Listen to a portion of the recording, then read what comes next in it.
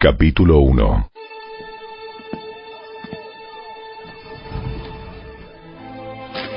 Les escribo, yo, el apóstol Pablo. No fui nombrado apóstol por ningún grupo de personas, ni por ninguna autoridad humana, sino por Jesucristo mismo y por Dios Padre, quien levantó a Jesús de los muertos. Todos los hermanos de este lugar se unen a mí para enviar esta carta que escribo a las iglesias de Galacia. Que Dios Padre y nuestro Señor Jesucristo les concedan gracia y paz. Tal como Dios nuestro Padre lo planeó, Jesús entregó su vida por nuestros pecados para rescatarnos de este mundo de maldad en el que vivimos. A Dios sea toda la gloria, por siempre y para siempre. Amén. Me escandaliza que ustedes estén apartándose tan pronto de Dios, quien los llamó a sí mismo por medio de la amorosa misericordia de Cristo. Están siguiendo un evangelio diferente que aparenta ser la buena noticia, pero no lo es en absoluto. Están siendo engañados por los que a propósito distorsionan la verdad acerca de Cristo. Si alguien, ya sea nosotros o incluso un ángel del cielo, les predica otra buena noticia diferente de la que nosotros les hemos predicado, que le caiga la maldición de Dios. Repito lo que ya hemos dicho. Si alguien predica otra buena noticia distinta de la que ustedes han recibido, que esa persona sea maldita. Queda claro que no es mi intención ganarme el favor de la gente, sino el de Dios. Si mi objetivo fuera agradar a la gente, no sería un siervo de Cristo. Amados hermanos, quiero que entiendan que el mensaje del Evangelio que predico no se basa en un simple razonamiento humano. No recibí mi mensaje de ninguna fuente humana, ni nadie me lo enseñó. En cambio, lo recibí por revelación directa de Jesucristo. Ustedes saben cómo me comportaba cuando pertenecía a la religión judía y cómo perseguí con violencia a la iglesia de Dios. Hice todo lo posible por destruirla. Yo superaba ampliamente a mis compatriotas judíos en mi celo por las tradiciones de mis antepasados. Pero aún antes de que yo naciera, Dios me eligió y me llamó por su gracia maravillosa. Luego, le agradó revelarme a su Hijo para que yo proclamara a los gentiles la buena noticia acerca de Jesús. Cuando esto sucedió, no me apresuré a consultar con ningún ser humano. Tampoco subí a Jerusalén para pedir consejo de los que eran apóstoles antes que yo. En cambio, me fui a la región de Arabia y después regresé a la ciudad de Damasco. Luego, 3 años más tarde, fui a Jerusalén para conocer a Pedro y me quedé 15 días con él. El único otro apóstol que conocí en esos días fue Santiago, el hermano del Señor. Declaro delante de Dios que no es mentira lo que les escribo. Después de esa visita, me dirigí al norte, a las provincias de Siria y Cilicia, y aún así, las iglesias en Cristo que están en Judea todavía no me conocían personalmente. Todo lo que sabían de mí era lo que la gente decía.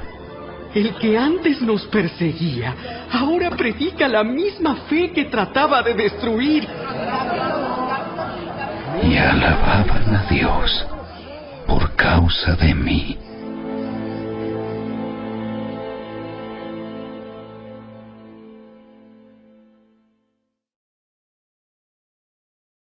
Capítulo 2. Luego, 14 años más tarde, regresé a Jerusalén, esta vez con Bernabé, y Tito también vino. Fui a Jerusalén porque Dios me reveló que debía hacerlo. Durante mi tiempo allí, me reuní en privado con los que eran reconocidos como los dirigentes de la iglesia y les presenté el mensaje que predico a los gentiles. Quería asegurarme de que estábamos de acuerdo, porque temía que todos mis esfuerzos hubieran sido inútiles y que estaba corriendo la carrera en vano. Sin embargo, ellos me respaldaron y ni siquiera exigieron que mi compañero Tito se circuncidara, a pesar de que era griego. Incluso esa cuestión surgió solo a causa de unos supuestos creyentes, en realidad falsos, que se habían infiltrado entre nosotros. Se metieron en secreto para espiarnos y privarnos de la libertad que tenemos en Cristo Jesús, pues querían esclavizarnos y obligarnos a seguir los reglamentos judíos. Pero no nos doblegamos ante ellos, ni por un solo instante. Queríamos preservar la verdad del mensaje del Evangelio para ustedes. Los líderes de la iglesia no tenían nada que agregar a lo que yo predicaba. Dicho sea de paso, su fama de grandes líderes a mí no me afectó para nada, porque Dios no tiene favoritos.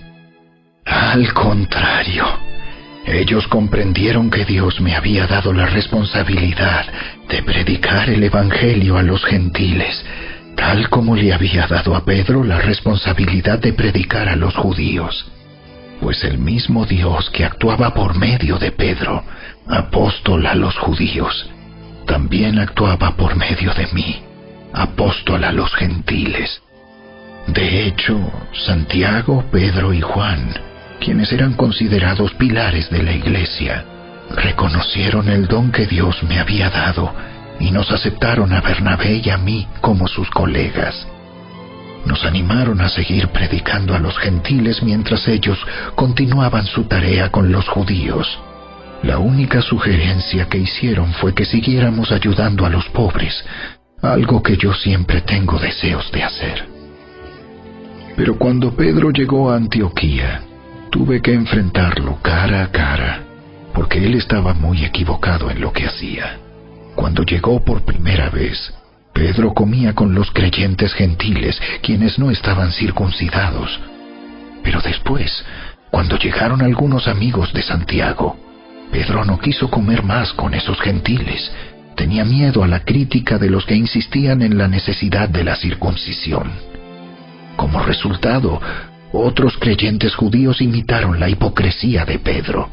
E incluso Bernabé se dejó llevar por esa hipocresía. Cuando vi que ellos no seguían la verdad del mensaje del Evangelio, le dije a Pedro delante de todos los demás: si tú, que eres judío de nacimiento, dejaste a un lado las leyes judías y vives como un gentil, ¿por qué ahora tratas de obligar a estos gentiles a seguir las tradiciones judías?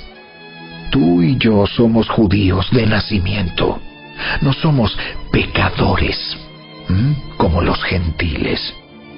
Sin embargo, sabemos que una persona es declarada justa ante Dios por la fe en Jesucristo y no por la obediencia a la ley. Y nosotros hemos creído en Cristo Jesús para poder ser declarados justos ante Dios por causa de nuestra fe en Cristo, y no porque hayamos obedecido la ley. Pues nadie jamás será declarado justo ante Dios mediante la obediencia a la ley. Pero supongamos que intentamos ser declarados justos ante Dios por medio de la fe en Cristo, y luego se nos declara culpables por haber abandonado la ley. ¿Acaso esto quiere decir que Cristo nos ha llevado al pecado? Por supuesto que no. Más bien, soy un pecador si vuelvo a construir el viejo sistema de la ley que ya eché abajo. Pues cuando intenté obedecer la ley misma me condenó. Así que morí a la ley. Es decir, dejé de intentar cumplir todas sus exigencias a fin de vivir para Dios. Mi antiguo yo ha sido crucificado con Cristo.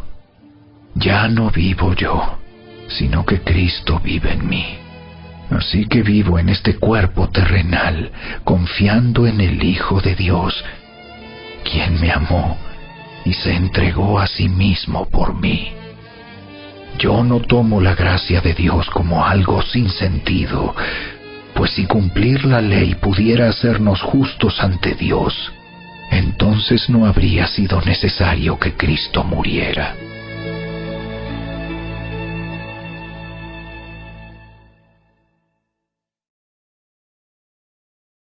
Capítulo 3. ¡Ay, Gálatas tontos! ¿Quién los ha hechizado? Pues el significado de la muerte de Jesucristo se les explicó con tanta claridad, como si lo hubieran visto morir en la cruz. Déjenme hacerles una pregunta. ¿Recibieron al Espíritu Santo por obedecer la ley de Moisés? ¡Claro que no! Recibieron al Espíritu porque creyeron el mensaje que escucharon acerca de Cristo. ¿Será posible que sean tan tontos después de haber comenzado su nueva vida en el Espíritu? ¿Por qué ahora tratan de ser perfectos mediante sus propios esfuerzos? ¿Acaso han pasado por tantas experiencias en vano? No puede ser que no les hayan servido para nada. Vuelvo a preguntarles, ¿acaso Dios les da al Espíritu Santo y hace milagros entre ustedes porque obedecen la ley? Por supuesto que no.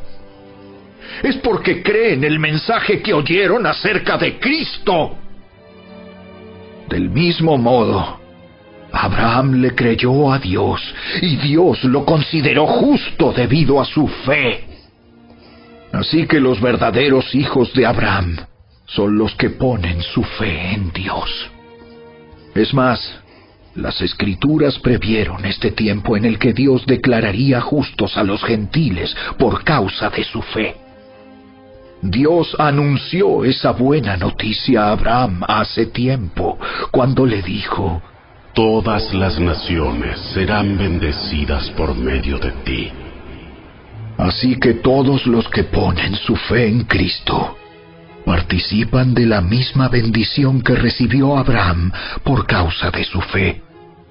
Sin embargo, los que dependen de la ley para hacerse justos ante Dios están bajo la maldición de Dios, porque las Escrituras dicen: maldito es todo el que no cumple ni obedece cada uno de los mandatos que están escritos en el libro de la ley de Dios.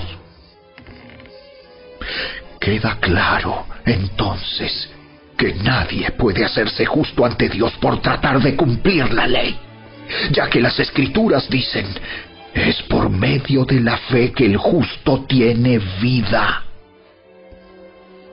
El camino de la fe es muy diferente del camino de la ley, que dice: es mediante la obediencia a la ley que una persona tiene vida. Pero Cristo nos ha rescatado de la maldición dictada en la ley. Cuando fue colgado en la cruz, cargó sobre sí la maldición de nuestras fechorías. Pues está escrito: maldito todo el que es colgado en un madero. Mediante Cristo Jesús, Dios bendijo a los gentiles con la misma bendición que le prometió a Abraham, a fin de que los creyentes pudiéramos recibir por medio de la fe al Espíritu Santo prometido. Amados hermanos, el siguiente es un ejemplo de la vida diaria. Así como nadie puede anular ni modificar un acuerdo irrevocable, tampoco en este caso. Dios ha dado las promesas a Abraham y a su hijo. Y noten que la Escritura no dice a sus hijos, como si significara muchos descendientes. Más bien dice a su Hijo. Y eso sin duda se refiere a Cristo. Lo que trato de decir es lo siguiente: el acuerdo que Dios hizo con Abraham no podía anularse 430 años más tarde, cuando Dios le dio la ley a Moisés, porque Dios estaría rompiendo su promesa. Pues si fuera posible recibir la herencia por cumplir la ley, Entonces esa herencia ya no sería el resultado de aceptar la promesa de Dios. Pero Dios, por su gracia, se la concedió a Abraham mediante una promesa. Entonces, ¿para qué se entregó la ley? Fue añadida a la promesa para mostrarle a la gente sus pecados. Pero la intención era que la ley durara solo hasta la llegada del Hijo prometido. Por medio de ángeles, Dios entregó su ley a Moisés, quien hizo de mediador entre Dios y el pueblo. Ahora bien, un mediador es de ayuda si dos o más partes tienen que llegar a un acuerdo. Pero Dios, quien es uno solo, no usó ningún mediador cuando le dio la promesa a Abraham. ¿Hay algún conflicto entonces entre la ley de Dios y las promesas de Dios? De ninguna manera. Si la ley pudiera darnos vida nueva, nosotros podríamos hacernos justos ante Dios por obedecerla. Pero las Escrituras declaran que todos somos prisioneros del pecado. Así que recibimos la promesa de libertad que Dios hizo únicamente por creer en Jesucristo. Antes de que se nos abriera el camino de la fe en Cristo, estábamos vigilados por la ley. Nos mantuvo en custodia protectora, por así decirlo, hasta que fuera revelado el camino de la fe. Dicho de otra manera, la ley fue nuestra tutora hasta que vino Cristo. Nos protegió hasta que se nos declarara justos ante Dios por medio de la fe. Y ahora que ha llegado el camino de la fe, ya no necesitamos que la ley sea nuestra tutora, pues todos ustedes son hijos de Dios por la fe en Cristo Jesús, y todos los que fueron unidos a Cristo en el bautismo se han puesto a Cristo como si se pusieran ropa nueva. Ya no hay judío ni gentil, esclavo ni libre, hombre ni mujer, porque todos ustedes son uno en Cristo Jesús. Y ahora que pertenecen a Cristo, son verdaderos hijos de Abraham, son sus herederos, y la promesa de Dios a Abraham les pertenece a ustedes.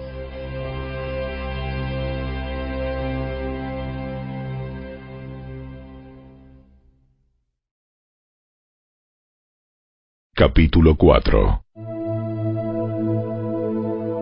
Piénsenlo de la siguiente manera. Si un padre muere y deja una herencia a sus hijos pequeños, esos niños no están en mejor situación que los esclavos hasta que se hagan mayores de edad, aunque son los verdaderos dueños de todas las posesiones de su padre. Tienen que obedecer a sus tutores hasta que cumplan la edad establecida por su padre. Eso mismo sucedía con nosotros antes de que viniera Cristo. Éramos como niños. Éramos esclavos de los principios espirituales básicos de este mundo. Sin embargo, cuando se cumplió el tiempo establecido, Dios envió a su Hijo, nacido de una mujer y sujeto a la ley. Dios lo envió para que comprara la libertad de los que éramos esclavos de la ley, a fin de poder adoptarnos como sus propios hijos. Y debido a que somos sus hijos, Dios envió al Espíritu de su Hijo a nuestro corazón, el cual nos impulsa a exclamar: Abba, Padre. Ahora ya no eres un esclavo, sino un hijo de Dios. Y como eres su hijo, Dios te ha hecho su heredero. Antes de conocer a Dios, ustedes los gentiles eran esclavos de los llamados dioses que ni siquiera existen. Así que ahora que conocen a Dios, o mejor dicho, ahora que Dios los conoce a ustedes, ¿Por qué quieren retroceder y convertirse otra vez en esclavos de los débiles e inútiles principios espirituales de este mundo? Pretenden ganarse el favor de Dios al cumplir con ciertos días o meses, estaciones o años. Temo por ustedes. Quizá todo el arduo trabajo que hice entre ustedes fue en vano. Amados hermanos, les ruego que vivan como yo, libres de esas cosas, pues yo llegué a ser como ustedes, los gentiles, libre de esas leyes. Ustedes no me trataron mal cuando les prediqué por primera vez. Sin duda, recordarán que yo estaba enfermo la primera vez que les llevé la buena noticia. Aunque mi condición los tentaba a no aceptarme, ustedes no me despreciaron ni me rechazaron. Todo lo contrario, me recibieron y me cuidaron como si yo fuera un ángel de Dios o incluso el mismo Cristo Jesús. ¿Dónde ha ido a parar el espíritu de alegría y de gratitud que antes tenían? Estoy seguro de que ustedes se hubieran arrancado los propios ojos para dármelos de haber sido posible. ¿Acaso ahora me volví su enemigo porque les digo la verdad? Esos falsos maestros están muy ansiosos de ganarse el favor de ustedes, pero sus intenciones no son nada buenas. Lo que quieren es aislarlos de mí para que ustedes solo les presten atención a ellos. Si alguien quiere hacer cosas buenas por ustedes, no hay ningún problema, pero que lo haga en todo tiempo, no solo cuando estoy con ustedes. Oh, mis hijos queridos, siento como si volviera a sufrir dolores de parto por ustedes. Y seguirán hasta que Cristo se forme por completo en sus vidas. Desearía estar con ustedes en este momento para poder hablarles en otro tono, pero estando tan lejos, no sé qué más puedo hacer para ayudarlos. Díganme ustedes, los que quieren vivir bajo la ley, ¿saben lo que en realidad dice la ley? Las Escrituras dicen que Abraham tuvo 2 hijos, uno de la mujer esclava y el otro de su esposa, quien había nacido libre. El nacimiento del hijo de la esclava fue el resultado de un intento humano por lograr que se cumpliera la promesa de Dios. Pero el nacimiento del hijo de la libre fue la manera en que Dios cumplió su promesa. Esas 2 mujeres son una ilustración de los 2 pactos de Dios. La primera mujer, Agar, representa el monte Sinaí, donde el pueblo recibió la ley que los hizo esclavos. Y ahora, Jerusalén es igual que el monte Sinaí, en Arabia, porque la ciudad y sus hijos viven bajo la esclavitud de la ley. Pero la otra mujer, Sara, representa la Jerusalén celestial. Ella es la mujer libre y es nuestra madre. Como dijo Isaías: Alégrate, oh mujer sin hijos, tú que nunca diste a luz. Ponte a gritar de alegría, tú que nunca tuviste dolores de parto, pues la mujer desolada ahora tiene más hijos que la que vive con su esposo. Y ustedes, amados hermanos, son hijos de la promesa igual que Isaac, pero ahora son perseguidos por los que quieren que cumplan la ley, tal como Ismael, el hijo que nació del esfuerzo humano, persiguió a Isaac, el Hijo que nació por el poder del Espíritu. Pero ¿qué dicen las Escrituras al respecto? Echa fuera a la esclava y a su hijo, porque el hijo de la mujer esclava no compartirá la herencia del hijo de la mujer libre. Así que, amados hermanos, no somos hijos de la mujer esclava, somos hijos de la mujer libre.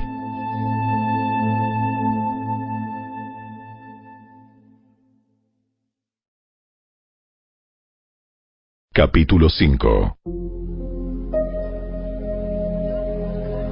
Por lo tanto, Cristo en verdad nos ha libertado.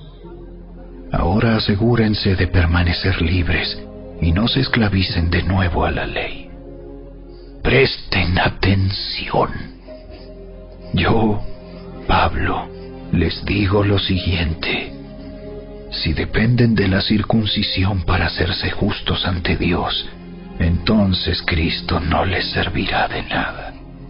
Lo repito, si pretenden lograr el favor de Dios mediante la circuncisión, entonces están obligados a obedecer cada una de las ordenanzas de la ley de Moisés. Pues si ustedes pretenden hacerse justos ante Dios por cumplir la ley, han quedado separados de Cristo. Han caído de la gracia de Dios. Sin embargo, los que vivimos por el Espíritu esperamos con anhelo recibir por la fe la justicia que Dios nos ha prometido. Pues una vez que depositamos nuestra fe en Cristo Jesús, de nada sirve estar o no circuncidado. Lo importante es la fe que se expresa por medio del amor.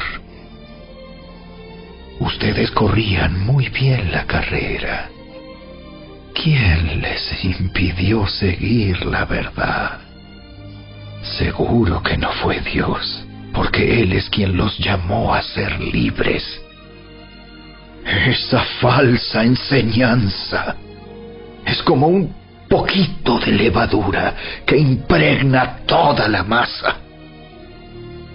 Confío en que el Señor los guardará de creer falsas enseñanzas. Dios juzgará a la persona que los está confundiendo, sea quien fuere. Amados hermanos, si yo todavía predicara que ustedes deben circuncidarse, como algunos dicen que hago, ¿por qué entonces aún se me persigue? Si ya no predicara que la salvación es por medio de la cruz de Cristo, nadie se ofendería. Cómo me gustaría que esos perturbadores que quieren mutilarlos a ustedes mediante la circuncisión se mutilaran ellos mismos. Pues ustedes, mis hermanos, han sido llamados a vivir en libertad. Pero no usen esa libertad para satisfacer los deseos de la naturaleza pecaminosa. Al contrario, usen la libertad para servirse unos a otros por amor. Pues toda la ley puede resumirse en un solo mandato: ama a tu prójimo como a ti mismo. Pero si están siempre mordiéndose y devorándose unos a otros, tengan cuidado. Corren peligro de destruirse unos a otros.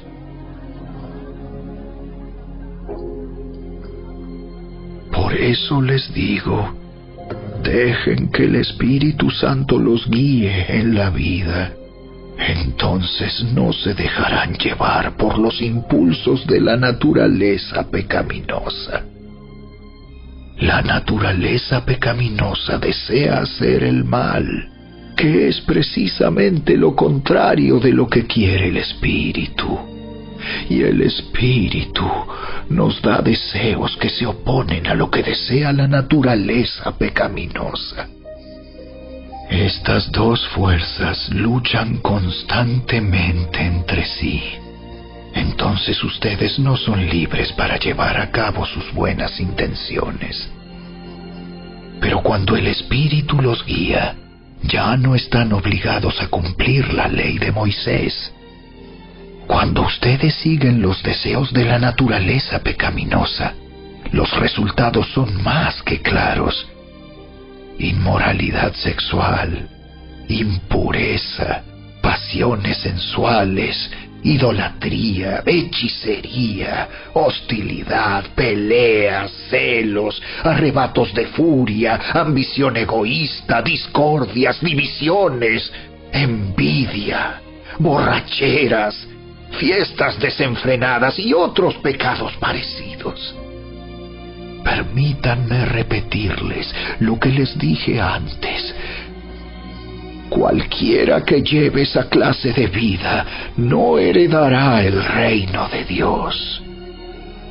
En cambio, la clase de fruto que el Espíritu Santo produce en nuestra vida es amor, alegría, paz, paciencia, gentileza, bondad, fidelidad, humildad y control propio.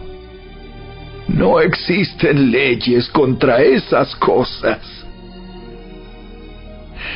Los que pertenecen a Cristo Jesús han clavado en la cruz las pasiones y los deseos de la naturaleza pecaminosa y los han crucificado allí. Ya que vivimos por el Espíritu, sigamos la guía del Espíritu en cada aspecto de nuestra vida. No nos hagamos vanidosos, ni nos provoquemos unos a otros, ni tengamos envidia unos de otros.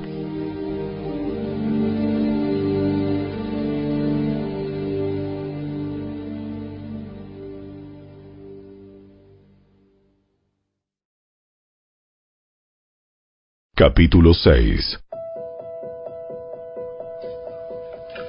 Amados hermanos, si otro creyente está dominado por algún pecado, ustedes, que son espirituales, deberían ayudarlo a volver al camino recto con ternura y humildad.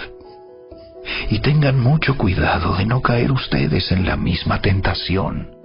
Ayúdense a llevar los unos las cargas de los otros y obedezcan de esa manera la ley de Cristo. Si te crees demasiado importante para ayudar a alguien, solo te engañas a ti mismo. No eres tan importante. Presta mucha atención a tu propio trabajo, porque entonces obtendrás la satisfacción de haber hecho bien tu labor y no tendrás que compararte con nadie. Pues cada uno es responsable de su propia conducta. Los que reciben enseñanza de la palabra de Dios deberían proveer a las necesidades de sus maestros, compartiendo todas las cosas buenas con ellos. No se dejen engañar. Nadie puede burlarse de la justicia de Dios. Siempre se cosecha lo que se siembra. Los que viven solo para satisfacer los deseos de su propia naturaleza pecaminosa cosecharán de esa naturaleza destrucción y muerte. Pero los que viven para agradar al Espíritu, del Espíritu, cosecharán vida eterna. Así que no nos cansemos de hacer el bien. A su debido tiempo cosecharemos numerosas bendiciones si no nos damos por vencidos. Por lo tanto, siempre que tengamos la oportunidad, hagamos el bien a todos, en especial a los de la familia de la fe. Fíjense que uso letras grandes para escribirles de mi propio puño y letra estas últimas palabras. Los que tratan de obligarlos a circuncidarse lo hacen para quedar bien con otros. No quieren ser perseguidos por enseñar que solo la cruz de Cristo salva. Ni siquiera los que luchan a favor de la circuncisión cumplen toda la ley. Solo quieren que ustedes se circunciden para poder jactarse de ello y decir a todos que ustedes son sus discípulos. En cuanto a mí, que nunca me jacte de otra cosa que no sea la cruz de nuestro Señor Jesucristo. Debido a esa cruz, mi interés por este mundo fue crucificado, y el interés del mundo por mí también ha muerto. No importa si fuimos o no circuncidados, lo importante es que hayamos sido transformados en una creación nueva. Que la paz y la misericordia de Dios sean con todos los que viven según ese principio. Ellos son el nuevo pueblo de Dios. De ahora en adelante, que nadie me cause problemas con esas cosas, pues yo llevo en mi cuerpo cicatrices que muestran que pertenezco a Jesús. Amados hermanos, que la gracia de nuestro Señor Jesucristo sea con el espíritu de cada uno de ustedes. Amén.